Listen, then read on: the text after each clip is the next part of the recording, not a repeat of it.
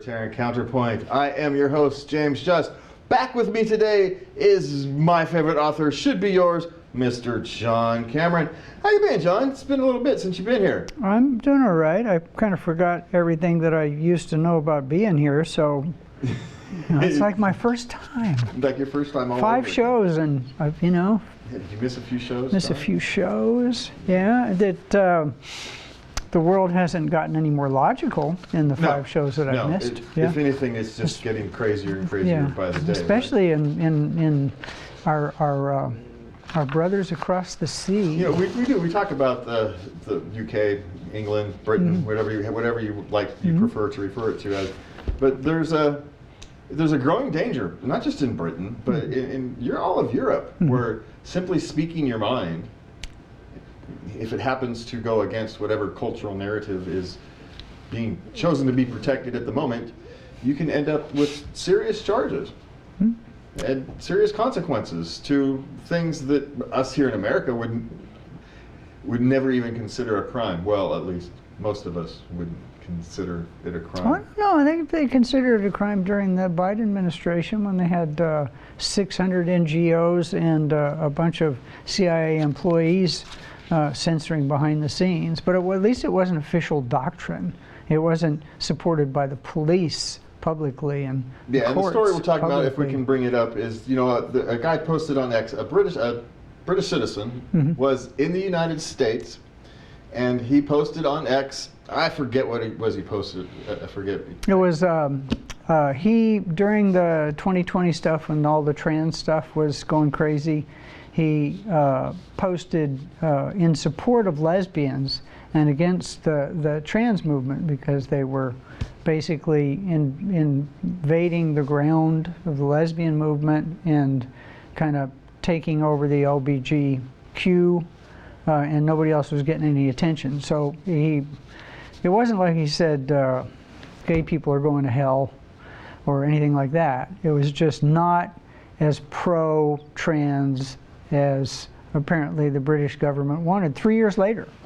Yep. 3 years later. 3 years later. Yeah. And that's the strange thing, is because if we had applied these standards, say, a decade ago, it would be trans people who would be in jail, right? Because that was the unfavored opinion. So they're using the fact that they, at some point, were able to freely express unfavored opinions, and those same groups of people are now going to, right? No, I don't get it, because the left used to be the bastion. The ACLU defended Nazis' right to march and protest, and now they've gone completely left, and they're now supporting the kind of censorship that they accuse the right of doing. The right's also trying to censor, but at least in most cases they're supporting the First Amendment. And so it's just crazy. And it's like whoever's in power at the moment, whatever's the current narrative, carries somehow legal weight. It's crazy. Yeah, that's the real problem, right? If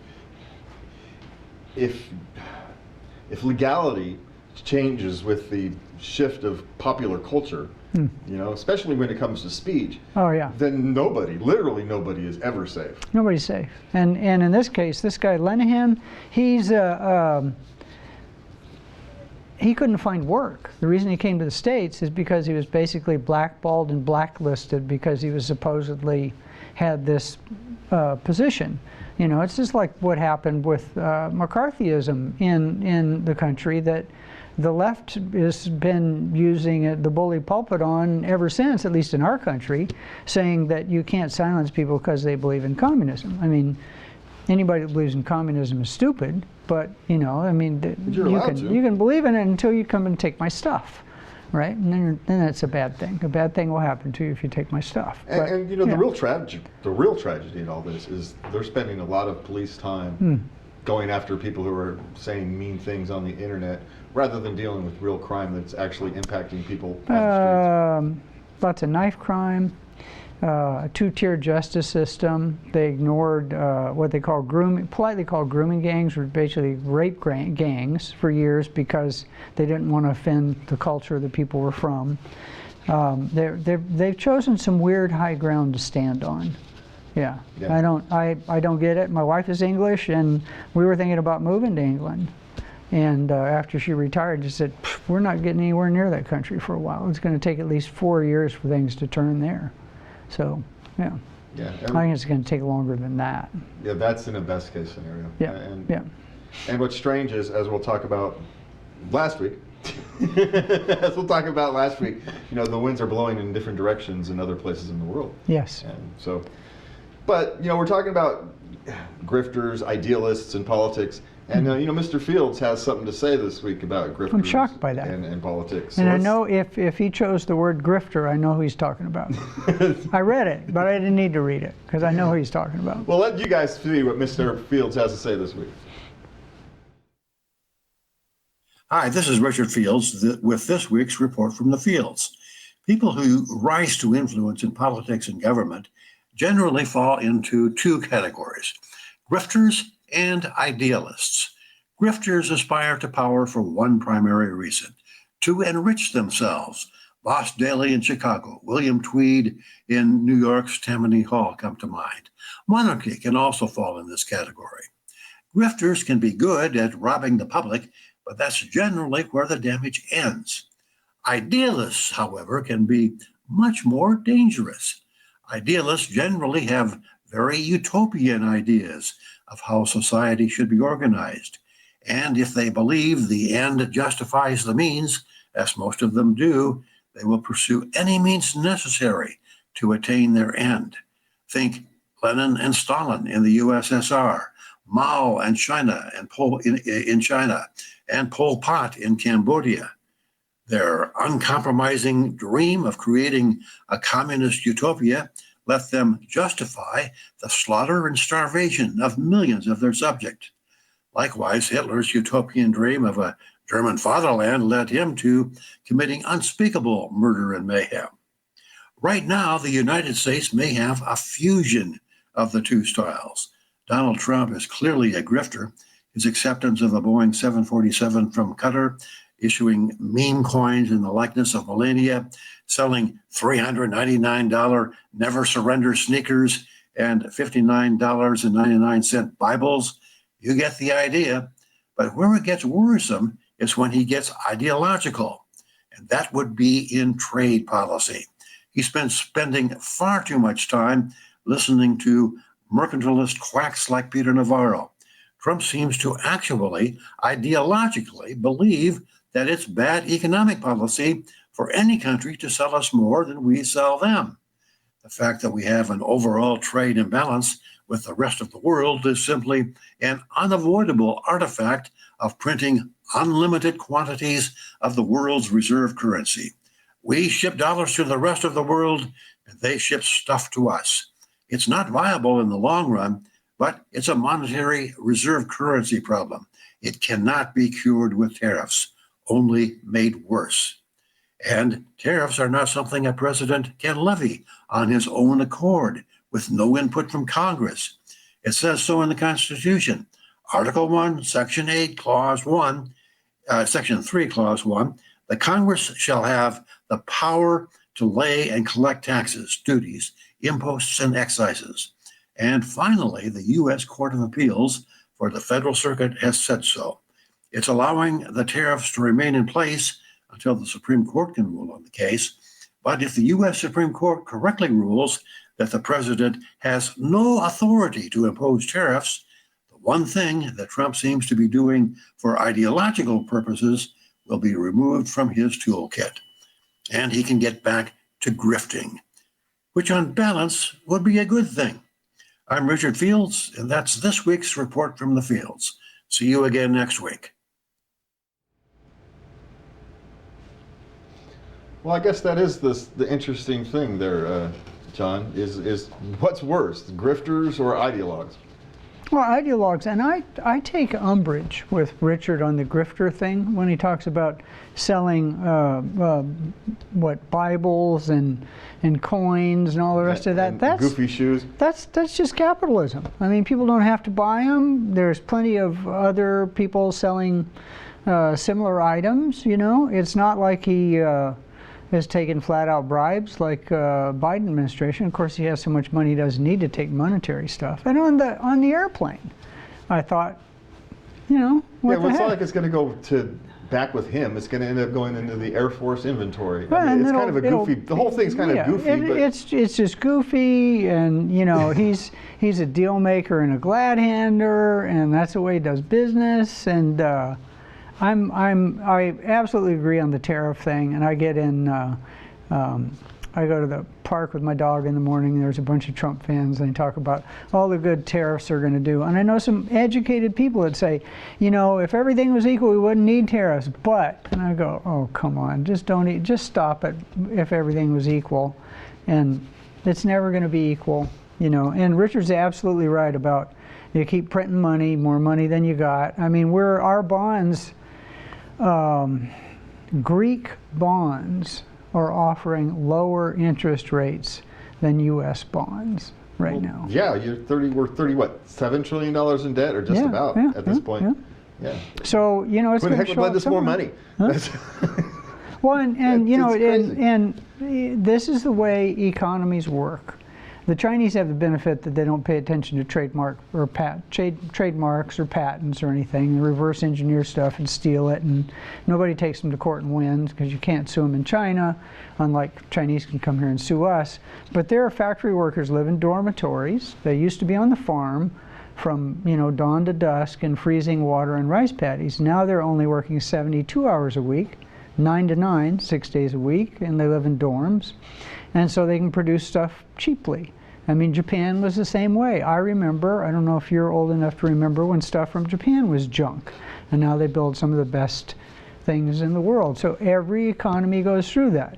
You know, they have low wages, they build cheap stuff, and then their people get tired of working 72 hours in the factories, and then, you know, it goes on and of course, on. in China, when people get tired of working the 72 hours in the factories, they don't have capitalism to lean on, unlike Japan did. They have to go lean on the CCP. Yeah. And we'll see what, you know, and that's always, you end up with a Tiananmen Square, another one. Yeah, who knows how that's going to work Absolutely. It's So- interesting. So how do we find our way out of this? And, you know, I guess one of the things we're finding out is, the Democrats are finding out, is how not to get their way out of this, right? Because, you know, they've lost the working class, what people, you know, the proletariat, whatever they want to call it. Yeah. Is, you know, the working class people, you know. Yeah, I think maybe 6 blue-collar people voted for Kamala Harris, except unless they belonged in a union, and many union workers voted against Harris, despite the fact that the Biden said he'd be the strongest union president the world has ever seen. Well, he was for public employees, which is, I think, 6% of the workforce is now belongs to unions. It's dropping every year. Are we talking about that now or last week? That's last week, John. Okay. Anyway, so but it's, you know, the Franklin Delano Roosevelt thought that public employee unions should be illegal, and I think he had the right idea. Well, it's because he understood what happens is that they end up using taxpayer money to advocate for more money, which ends up ending back into the hands of the unions, which ends up back into the hands of the politicians. I mean, FDR was no dummy. I mean, you know, we may not agree with everything he did, but he was no dummy. Or anything he did. But anyway, yeah. Well, he got one thing right, John, that public employee unions are dangerous. That's true. That's true. I mean, even he understood that. Yeah.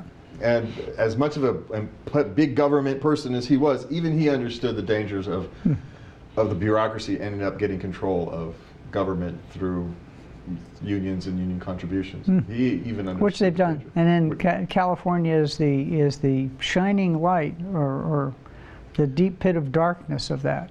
Well, California, New York, Illinois, Yeah. all these places. All the bankrupt states that are bailed out by federal money, except for not now.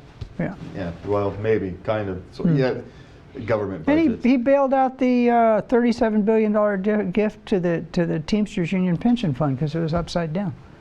That's how many, what is that, about $50,000 a vote? And I don't even think they voted for him. So. No, but they gave them money. So yeah, that's what it was. All right, so moving on, John, you know, prosecuting cannabis consumers may very well be unconstitutional. Something that, you know, us libertarians for have been gun arguing possession. about For gun possession. for yeah, like a long time. Well, I mean, it should be. It's like anything else. Why is cannabis legal when potatoes are not? It's a plant. And people will say I'm crazy because, you know, marijuana gets you high, and liquor's legal, and people that smoke don't go rob liquor stores. I mean, they're too busy raiding their refrigerator, you know. Anyway, so it's crazy, and I wish I could have memorized what the judge said. He said, "Yeah, you're going to have a really tough time convincing me that unless a marijuana user is actually high and does something illegal with a gun, that they don't have a right to sit in their house and get high with the gun sitting in their house." I mean, the logic is just insane. Of course, they'll have to turn over Hunter's drug conviction on that, but you know, what the heck? Well, yeah, so, a drug conviction that shouldn't have existed. Yeah, in the it shouldn't first have place. existed anyway. I mean, yeah. So we know how overzealous prosecutors, right? You have two things. You got overzealous prosecutors who prosecute people who shouldn't have been prosecuted in the first place. Yeah. And on the other hand, you have prosecutors who, well, prosecute, say a government employee, agents of the government, and then will tank the case. Imagine that. How come these That happens? No way, I'm John. shocked by that. Well, they also tank the case based upon, you know, there's a guy convicted of murder a while back, and a judge sentenced him 0 because of the horrible life, the horrible place he grew up, and the horrible parenting he didn't have, and all the rest of that. So you have harsh sentences where there should be no sentence, and no sentence where there should be harsh sentence. So go figure. We live in a topsy-turvy It world. just, you know, just like American River Tree's lawsuit. I hope it lands up on the right judge's desk. You know, you can have all the merits in the world, and it depends completely upon the judge. Which judge you happen to get, which is why judge shopping is such a... Yeah, well, it's hard to, I mean, if you're the government, you can do it, but a private citizen finds it really, really hard to judge shop. Well, then how do the environmental activists happen to manage always to find... Oh, they're not private citizens. They're stooges for the government. It's the government suing itself to do policy that the government knows that people won't pass as laws, and they'll fire congressmen that do it. So it's basically the bureaucrats running everything behind doors and funding these environmental organizations to do their dirty work for them. It's a good gig if you can get it. Government suing government. I suppose, John. Yeah, yeah. All right, so next time we're going to talk about some Democrat hypocrisy on display.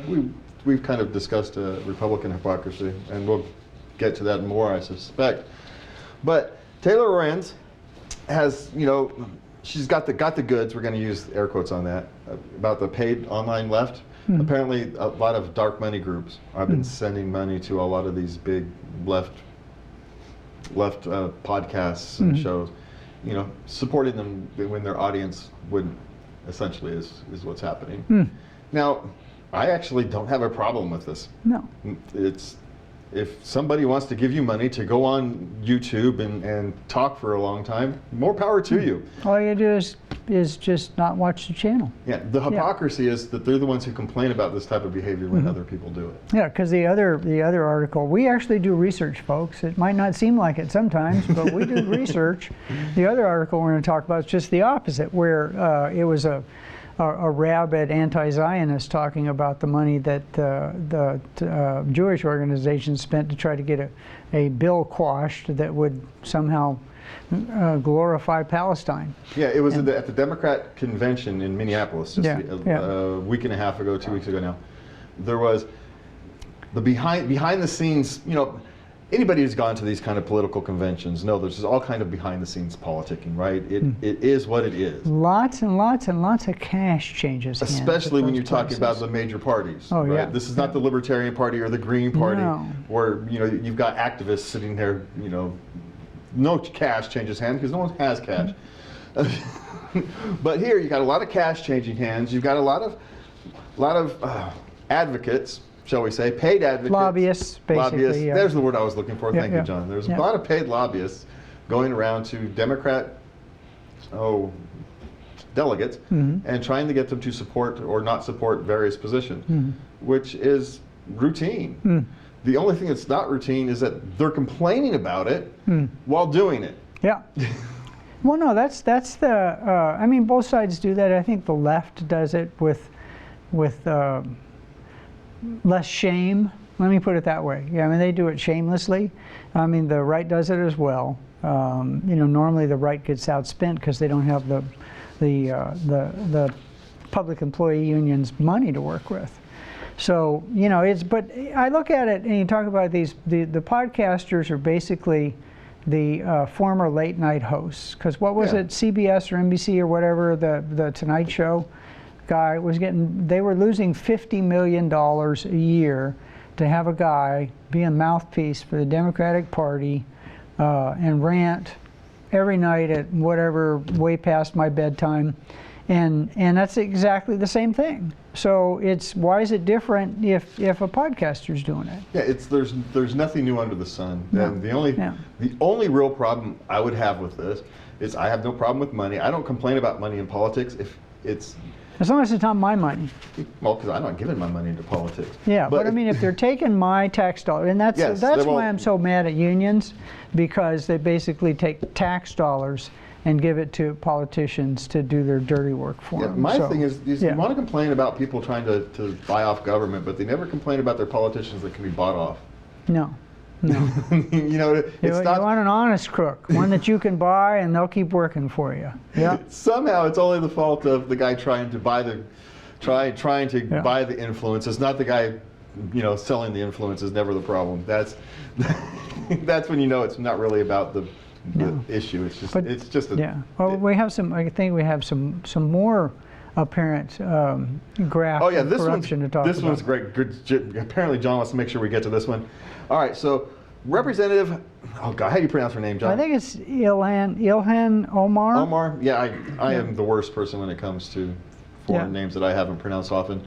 Well, you know, she recently denied she was a millionaire. And then it found out that people thought she was worth about $5-6 million.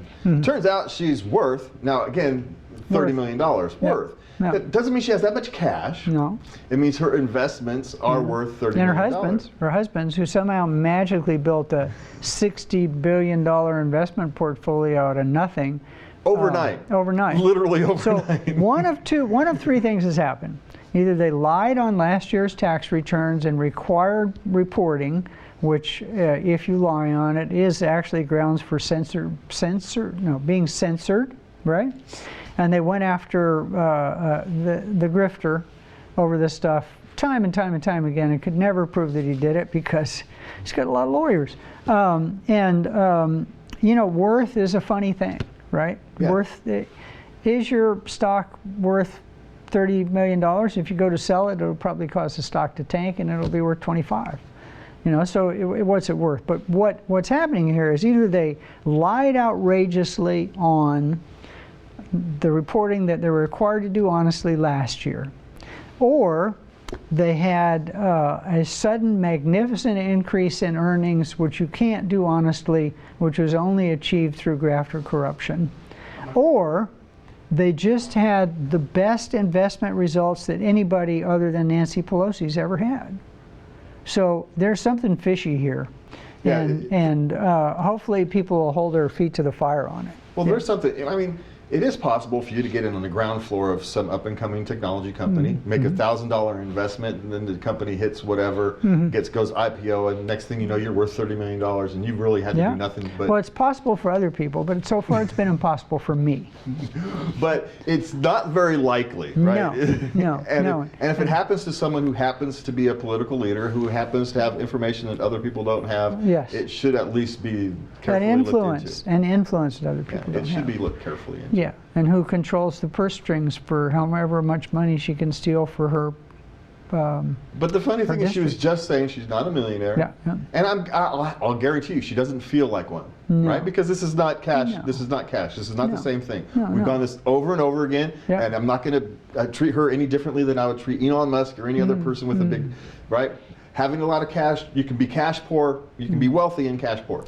Yeah, but Elon paid a $20 billion tax bill last year, so he's got money from somewhere. But what's crazy about these people never spend any of their own money anyway. All their food is free. People give them clothes. They have free transportation. They have free housing. Everything's free, except for the damage they do to the United States of America. All right, so we've got 2.5 minutes, John. So, is the big tech backlash over? You know, there was a not in Europe.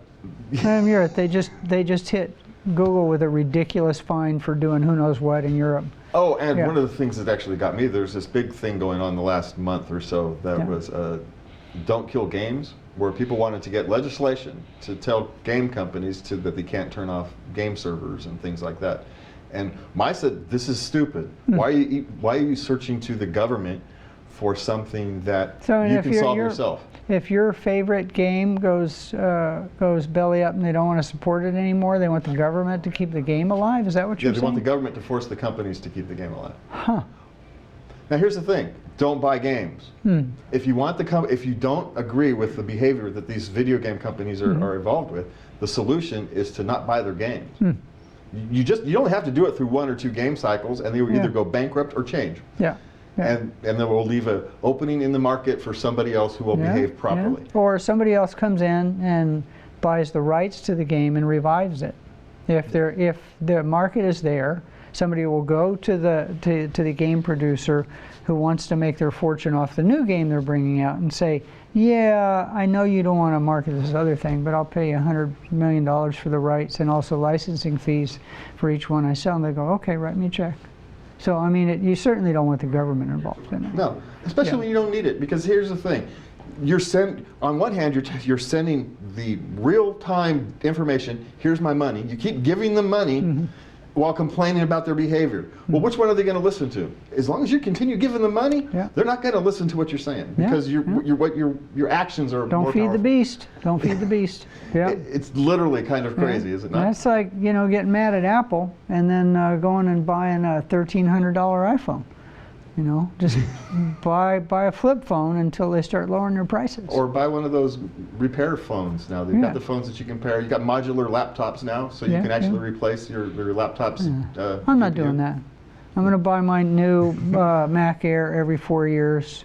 All right, John, we're out of time. Thank you for being here. Thank you for watching. Thank the crew for working so hard. Have a good night, and please remember to love everybody. Especially those who do not deserve it. Everybody's deserving of love.